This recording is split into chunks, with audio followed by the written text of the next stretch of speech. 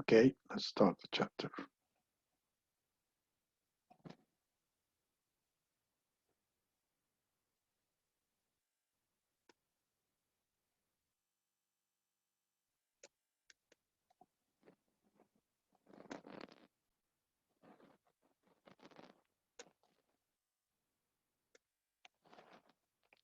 Okay, chapter 11, Managing Information System, which stands for Managing Knowledge. In this chapter, and after reading this chapter, what is the role of the knowledge management and the knowledge management program in business? What types of system are used for enterprise-wide knowledge management system, and how do they provide value for business? And we will know what are the major type of knowledge work system and how do they provide the value for firms, and what are the business benefit of using intelligent technique for the knowledge management. You know, knowledge is power. So it's important that we pay attention to gathering as much as we can knowledge. Now, important dimension of knowledge, as we say, is the considering the data flow of event or transaction captured by the organization's system. Information, the data organized into categories, and the knowledge, which is the pattern, rules, and context that provide a framework for creating, evaluating, and using information. So the three pillars of knowledge is the data, is information, and becomes knowledge. Data becomes information, information becomes knowledge. And this knowledge can be tacit, undocumented, or explicit, which is documented knowledge. Now, after the knowledge comes wisdom, which is the collective of individual experience of applying knowledge to the solution problem. So these are the level, which is involved knowing when, where, and how to apply the knowledge. Knowledge is an asset of a firm, tacit or explicit, tangible assets, intangible assets, because you cannot feel it, touch it. Required organization of resources to collect this knowledge, and value increase as more people share it. Now, knowledge has a location. Cognitive events, there should be their cognitive event, both social and individuals. And it is sticky, it's hard to remove or move it. It is also situated and contextual, which is work only in certain situation. Knowledge is a situational, conditional, which is knowing when to apply procedures, and contextual, knowing circumstances to use certain tools.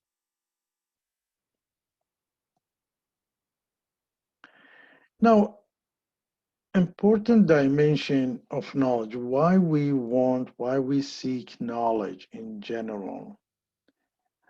It is basically knowledge is a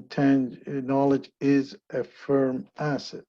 And what kind of asset is that? It is intangible asset in general.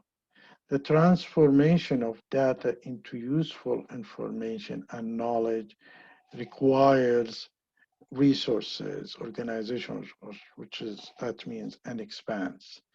Knowledge is not a subject to a law of diminishing return like the physical assets. Knowledge, the more it stays there and doesn't go down. Might be outdated, but it does not has no law of diminishing returns. But instead of experience network effects as its value increase as more people share it. So the more people share this knowledge, the more its values increase. On the other hand, knowledge comes in with a different forms. Knowledge can be, as we said, either tacit or explicit, codified. Knowledge involves know-how, craft, and skills. Knowledge involves knowing how to follow the procedures. And knowledge involves knowing why, not simply when things happens. So what causing it, when we supposed to cause it, between cause, and not only when. On the other hand, we said the knowledge has a location. Knowledge is a cognitive event, involve mental models and map of individual. You do some marketing event to pass this knowledge. You do some publishing to pass this knowledge. Um, there is a both a social and an individual basis of knowledge. And this is where you involve social psychology also. The knowledge is sticky, hard to move. When you have a knowledge information, it cannot be moved unless, you know, Alzheimer's disease. Situated, situated in a form of culture also. Contextual works only in certain situation. This knowledge can be applicable to certain situation and most of the time doesn't. So the knowledge comes always, it depends. Knowledge is situational, knowledge is conditional, knowing when to apply a procedure is just as important as knowing the procedures. So it is conditional. You know, if you do it earlier or later might have less influence or no influence. Knowledge is related to context. You must know both how to use a certain tool and under what circumstances.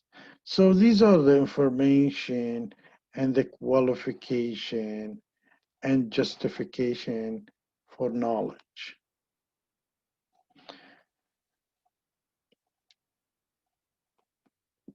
So knowledge management value chain, what's all about? It has each stage add a value to a raw data and information as they are transferred to usable knowledge. First, you do a knowledge acquisition, which is from data to convert to information, you get the knowledge. And then you store it, which is a storage, knowledge storage, probably dissemination, pass it, and then you use the application part, which is knowledge application. These are the four stages of value chain. So basically, you have here what you call the knowledge business value chain. You know, the knowledge can be stored in the knowledge system, which is you do acquire, then you store it, you disseminate it through the search engine, internet, portals, collaboration, and then you probably apply a decision support system or enterprise application. The management and the organizational activities is kind of the knowledge, culture of community practice, organizational routine, and culture. It could be a training, informal network. You can do that. And the new IT-based process, you have it stored in the IT base. And it's feed each other. The feedback is the data and the information acquisition, collecting a strong, then you disseminate it and then comes back as, you know, it's in a circle. So the knowledge management today involve information system activities and host enable the management and the organizational activities. So it's about information system activities, and the host of enable management and organization activity. So let's look at the knowledge acquisition, first stage. And we said documenting tacit and explicit knowledge, then storing the document, reporting them or report, presenting, and doing a best practice. There is what you call unstructured document, which is, for example, an email or voice. There was what you call, what you acquisited from, developing an online expert network also. Creating knowledge, this is one of the way of acquisition, and tracking data from transaction process systems and external sources. So these are ways of acquisition of knowledge acquisitions. Now, knowledge storage, it's stored in database. And once it's stored in a database, we need a DMS or document management system. We have a famous, probably you can name them, like a PDF. That's one that has its own tools. And also EMC has its own tools of document management system. EMC is one of the top IT companies worldwide, number 11 rated worldwide. And then after the document management system, you need to, the role of management is also, so there is a three pillars. You need database, you need document management system, and you need the role of management, such as support development of a planned knowledge storage system, encourage the development and cooperate the wide schemas for the indexing document, reward the employee for taking such and update their informations also. So this is where the management gets involved into promoting the knowledge, these three fields. Then the knowledge dissemination, which is could be on the portal. So you click on the portal and get the information, or sometimes you get a push emails. Sometimes you call them a junk mail, but sometimes it's really a knowledge mail.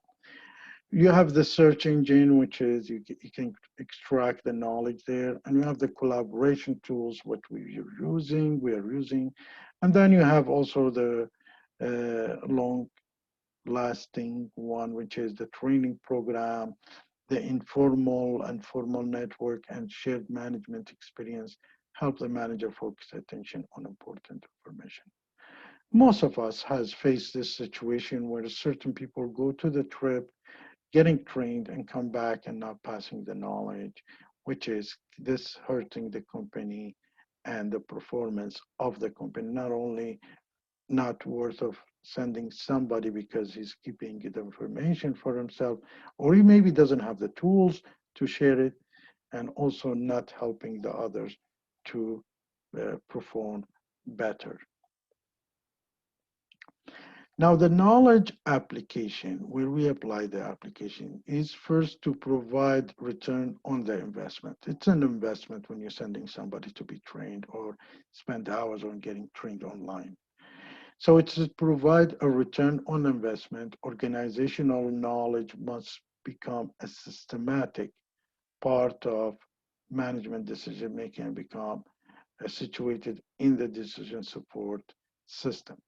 So actually, you cannot send somebody for getting trained and not share this information with others unless it's required not to share it.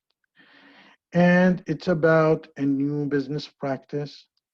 It's also about a new product, could be, or services, and could be a new market. So you go and meet these events, say marketing event about a new product, a new market, a new practice, and new services. Is all about knowledge in a business wise. And Recently, there is a position has been developed, which is building organization in the field of building organization and management capital, which is part of it. They do collaboration, community of practice, and office environment. And we start hearing of something called Chief Knowledge Officer or CKO, which is a senior executive who is responsible for the firm's knowledge management system. And we hear about CPO, which is community of practice. It's about informal social networks of professional and employee who have a similar work-related activities and interests, like few doctors getting together, they have event, engineers getting together, have an event. This is kind of a CPO, COP, I'm sorry, communities of practice. Now, what type of knowledge management systems do we have? We have what you call the enterprise-wide knowledge management system.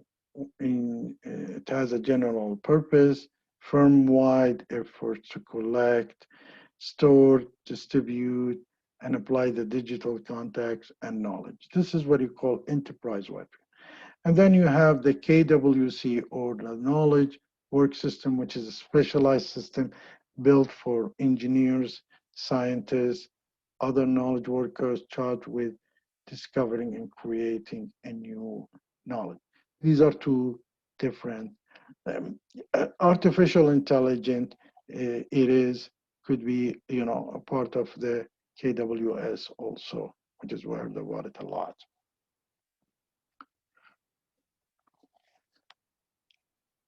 And then when you have the intelligent technique, which is that's what we said, is diverse group of techniques such as data mining used for various goals, discovering knowledge, distilling knowledge, discovering optimal solution. This is part of it, as we said, is artificial intelligence part of it. So there is knowledge-wide uh, enterprise-wide knowledge management system. There is a knowledge work systems, and there is intelligent techniques. In the enterprise-wide knowledge management system, you have the enterprise content management system, or CMS, collaboration, social tool, LMS, and knowledge management system. In early day, I spoke about the two pillars, important pillars of higher education. I said student information system, SIS, and content management system, or CMS, where all the other application can be integrated with these two pillars. And then you have the knowledge work system, which is we have the CAD, which is computer aided design, 3D visualization, virtual realities, and investment workstation. We'll talk about them. And then you have the intelligent technique, which is tool to discovering patterns and applying knowledge to the discrete decision and knowledge domains, like data mining, natural network, expert system.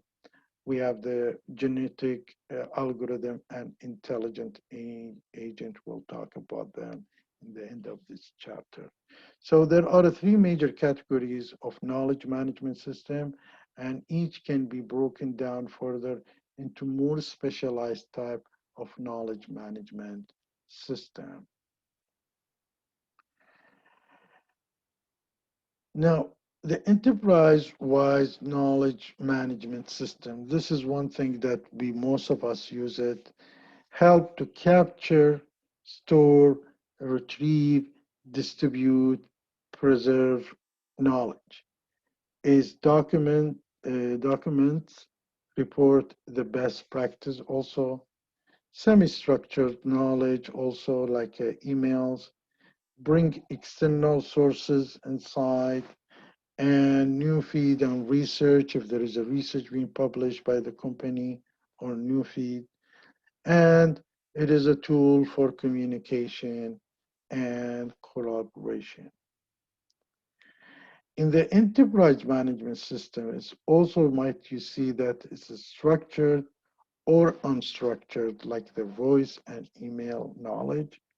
You have as we said, the enterprise content management system or CMS help to organize the organization manage both the type of the information, structured and unstructured, and must create a classification schemes, a taxonomy.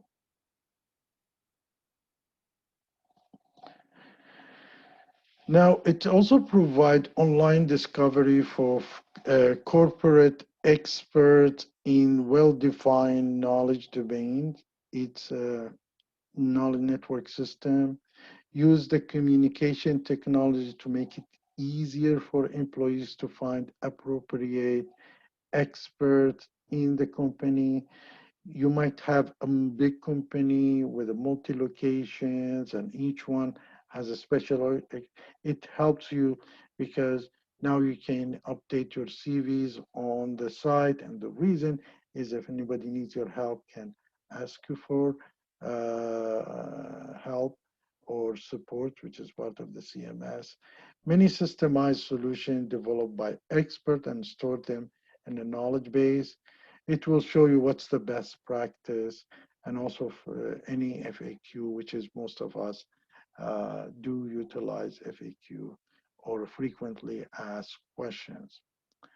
Now, there is also what you call the collaboration suites, which is a collaboration, the social tools, the learning, and the LMS.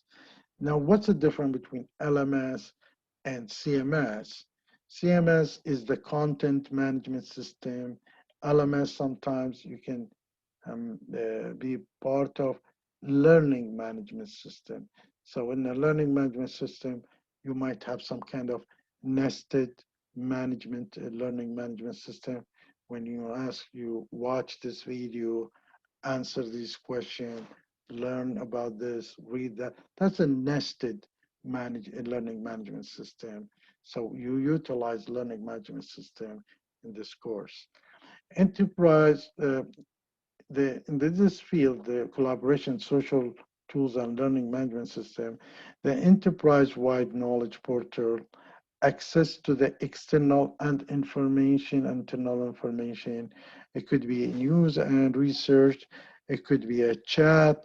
It could be capability for emails, sending emails back and forth, uh, and for emails, and could be video conferencing as we do, and could be a discussion.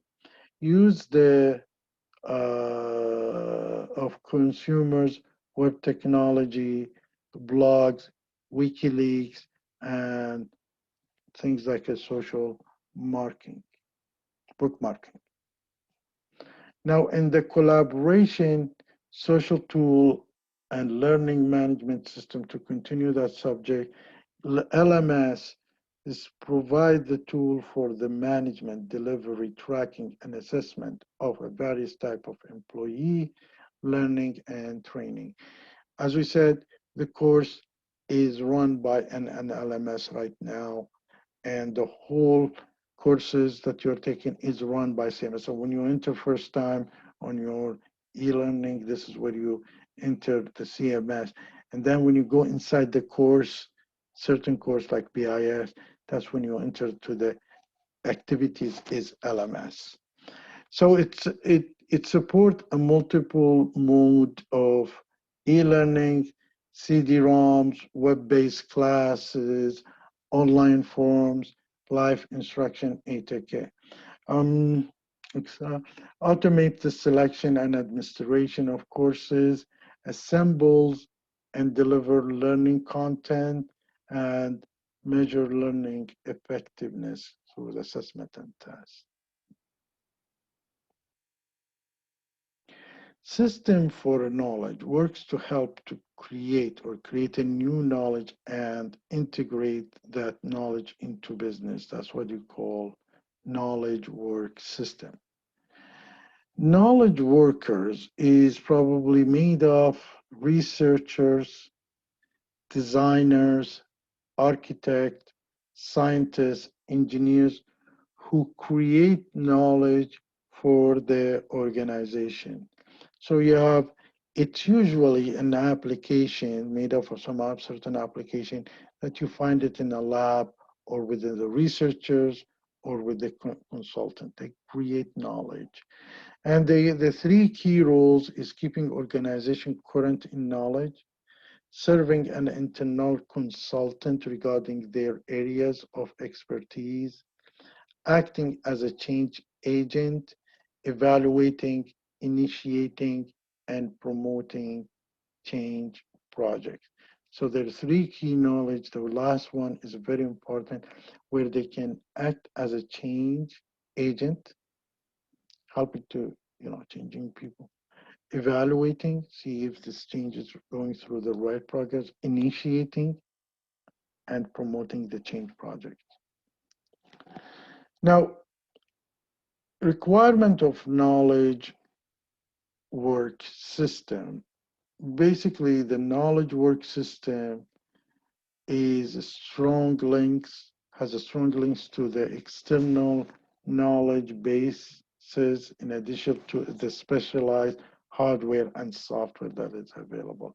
But it has, as you see here, it got an external knowledge base coming in, and this can be a graphic virtualization, modeling such as simulation, and document management consumers communication.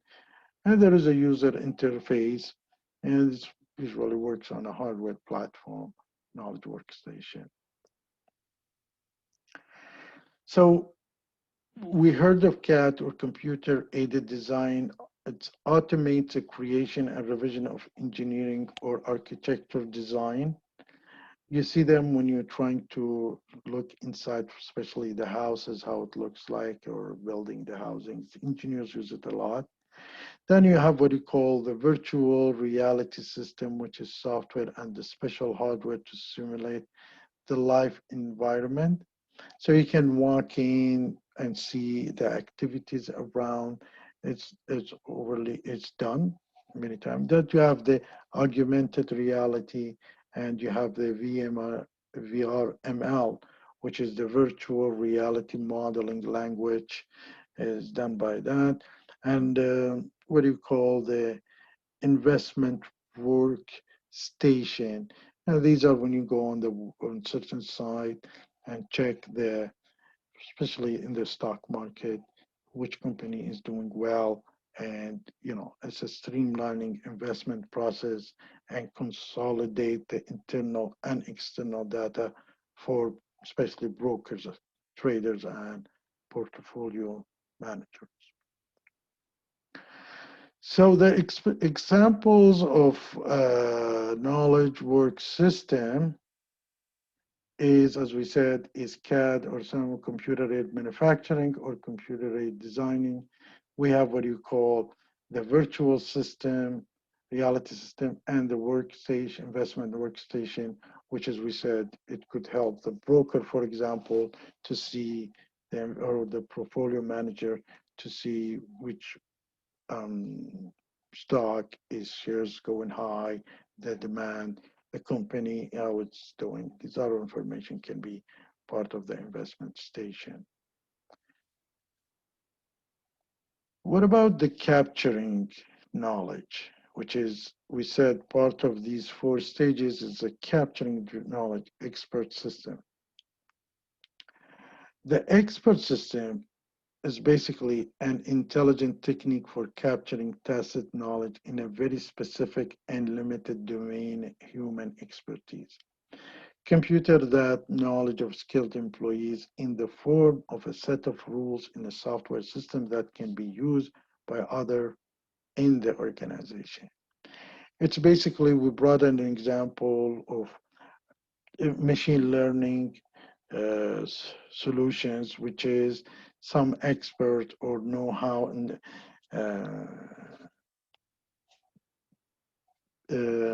SMB, subject matter expert, can put some forms into the machine, and the machine will be learning and build some kind of rules, procedures, and regulations.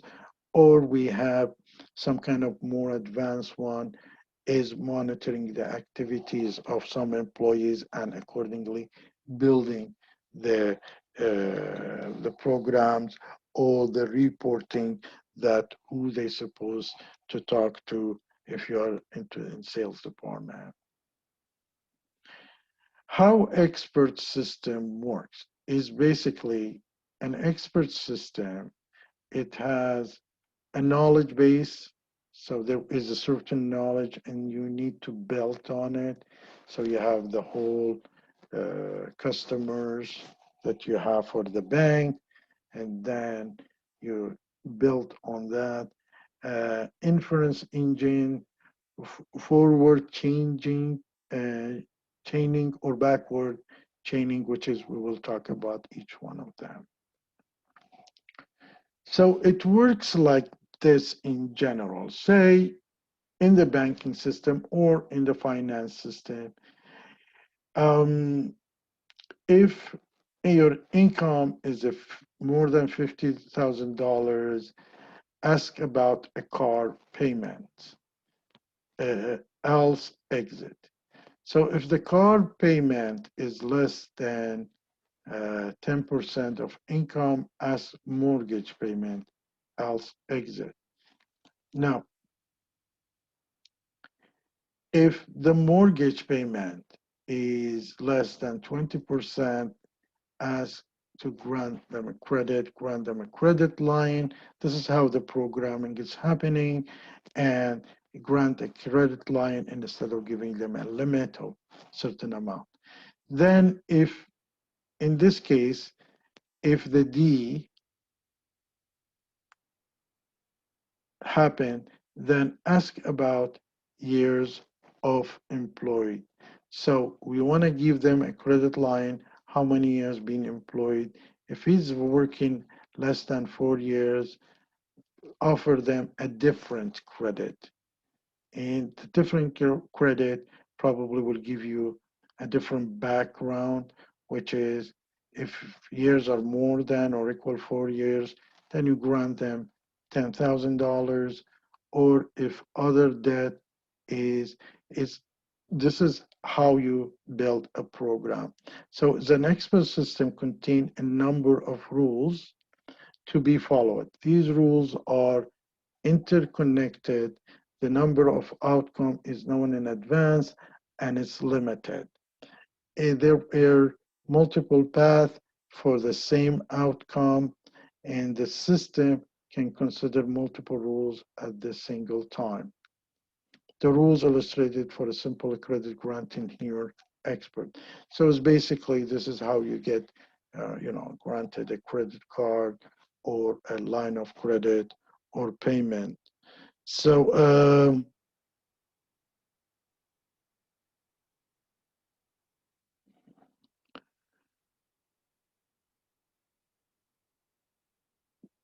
it is a rule base and says if the person, for example, less than 16, you do A, B. If the person between 16 and 18, you do B and C. Okay. If the person above 25, you do, for example, uh, B and D, something like that. They have such a programming also available in the US immigration when you go for a job, for interview for a visa. They have certain questions and you need to answer in a certain amount of information and a certain timing. So if the timing is more you take in, the more it's going to be negative. If you're explaining further than what they're looking for, it could be negative. So you have to be geared toward timing and information, and also balancing these. There is some exception. If there are exceptions, then how you're going to pass. And if you scored some certain amount points, then it goes to the headquarter, and they will decide to, so another system goes in and gives you the, whether they grant you or deny you the visa to USA. So then you have what you call the inference engine in the expert system, which is income rules here and real estate rules.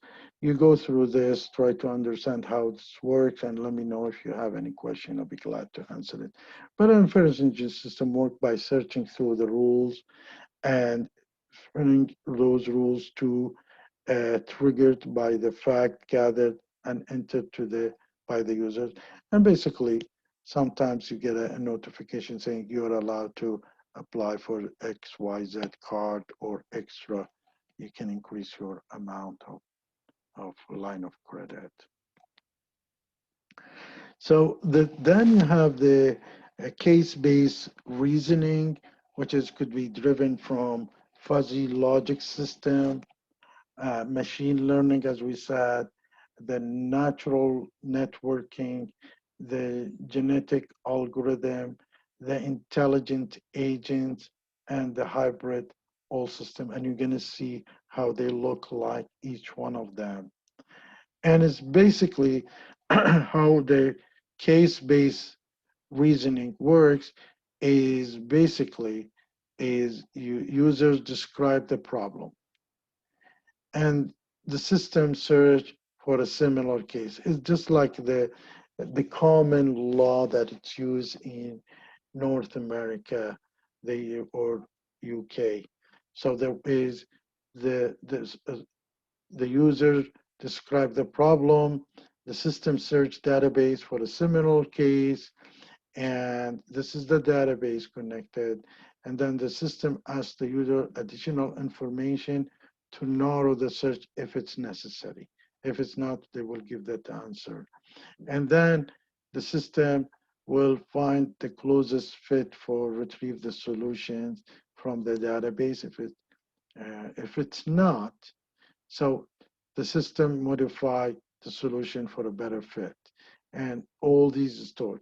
So if it's not, if it's successful, is it successful? If it's not, goes back to system modify the solution better fit, keeps adjusting the solution. If it's successful, will store, system store the problem and the solution for a future references. This is very common, what we call a common law in North America and UK use. There's what you call a fuzzy logic, and fuzzy logic is basically there is no cutoff between the point extreme and uh, minimum, maximum and minimum. It's like the heat of the body, the heat in the home. You two people, one says it's hot, one says it's warm. Or one says hot, the second says warm, and the third says cold. So it is a fuzzy because, and it's still same, the temperature. So they look at it in that way. So if you look at this one, for example, when is defined as a cold? Defined as a cold when it's the temperature as a, Fahrenheit 60, between 60 and 40, that's cold. But in same, a person, different person, it will be called is cool, and usually a little bit higher than 40, so 45, and also at the 70. Now you get another person who will call this 70 as a warm temperature. But if you ask him, is it when it's hot? He says when it's above 90. This is how it's used, and it's still the extreme is the hot when it is start 80 and above in Fahrenheit, then it becomes and more, then it should be a hot. That's used in the temperature also. So the how it works, the network it works. It is a natural network uses rules in learns from pattern in the data to construct the hidden layers of logic. And this is used in the credit card mostly. It's basically you have the age, income, purchase history, frequency, purchase average. So there is a hidden, you put the input and his output comes in, whether it's a valid purchase or fraudulent.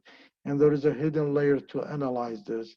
And it's basically if you're going to a small area, you've never been there, and has not been tracked before that, you purchase from there and you hit your credit card twice or three times quickly, that they might be notified the credit bank that it's some kind of a fraudulent purchase is happening, so they are stopping it. So there is a hidden layer between them, between your input and the output that is coming valid or declined.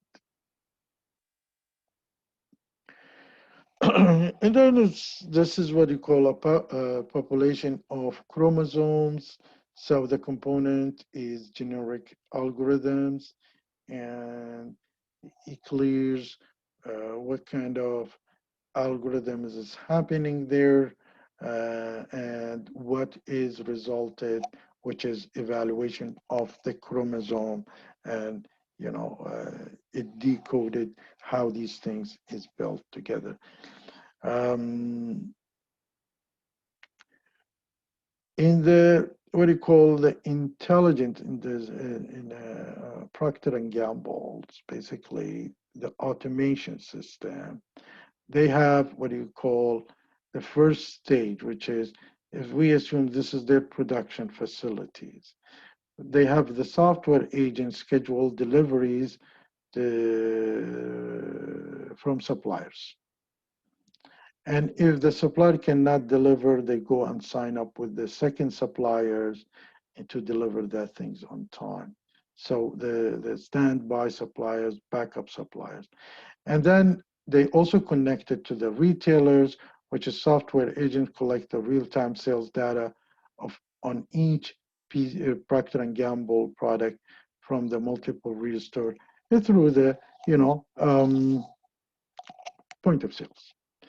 They rely on data to Procter and Gamble production to replenish the order to sales and marketing and trend analysis. And then the same time, they talk to the distributors. When they talk to the supplier, they talk to the distributors. And the software agent schedule the shipment from the distributor to retailers,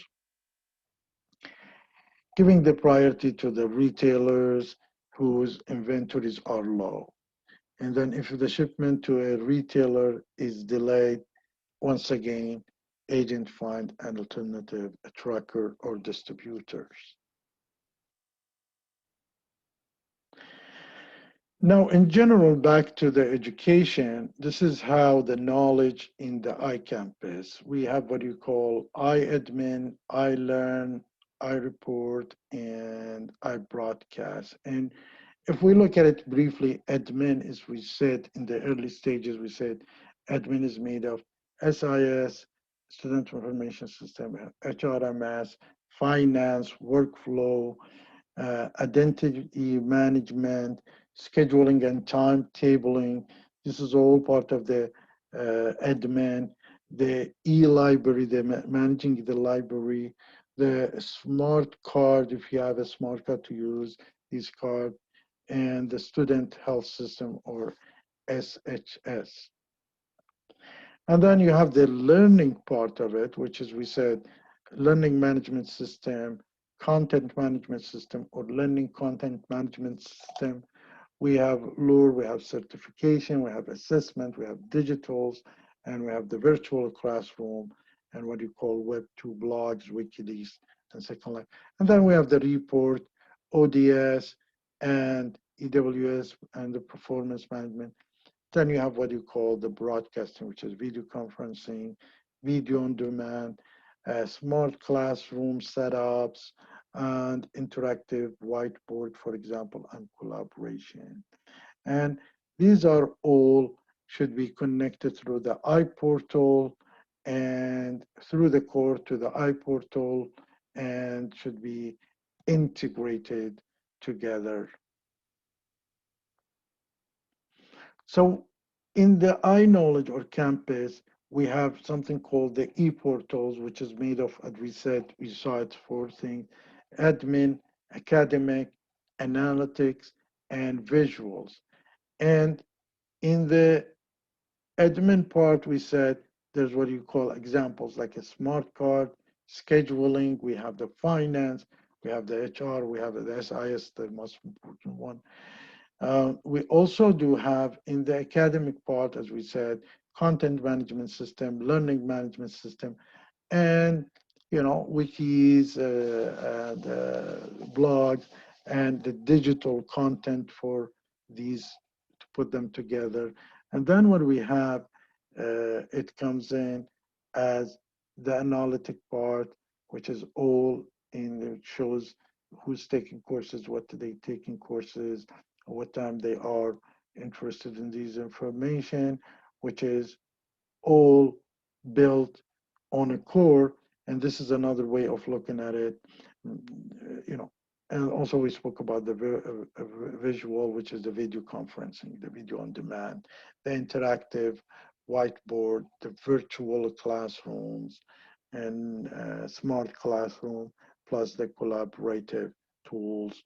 And these are all has to be under the portal, which is the e-portals. uh, so this is the end of chapter 11, which is managing knowledge.